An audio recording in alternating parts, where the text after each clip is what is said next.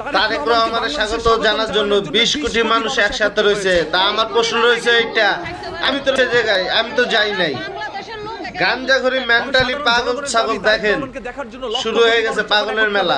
এখন তারা দুর্ভোগে পড়েছে। কিসের জনদুর্ভোগ আমি বুঝলাম না কথাটা, প্রশ্নটা কিন্তু ঠিক হয় নাই। জনদুর্ভোগ কে কোথাও হচ্ছে? একদিন দেশ নেত্রী খালেদা জিয়া বলেছিল তারেক রহমানের দেশে ফিরে আসাকে ঠেকাতে পারবে না ইনশাআল্লাহ। তিনি যেদিন বাংলার মাটিতে ফিরবেন সেদিন ওই জিয়া বিমানবন্দরে লক্ষ কোটি মানুষ তাকে বরণ করতে যাবে। বিএনপির নেতাকর্মীদের সবারই দাবি ছিল তারেক রহমান বেগম খালেদা জিয়া তিনি বলেছিলেন লক্ষ কোটি, সেটা মানা যায়, কিন্তু 20 কোটি মানুষ কোথায় থেকে আনলো এই নেত্রী? প্রমাণ চাই। এইসব গাঞ্জাখুরি ব্যক্তিদের বিএনপি থেকে আলাদা করতে হবে, না হলে বিএনপির আওয়ামী লীগের পরিণতি ভোগ করতে হবে। কথাটা মাথায় রাখবেন। দেশনেত্রী বেগম খালেদা জিয়া। তবে একটি আফসোসের বিষয়, বিএনপির নেতাদের মুখে হঠাৎ করে জয় বাংলার স্লোগান এবং শেখ হাসিনার পদধ্বনি শুনে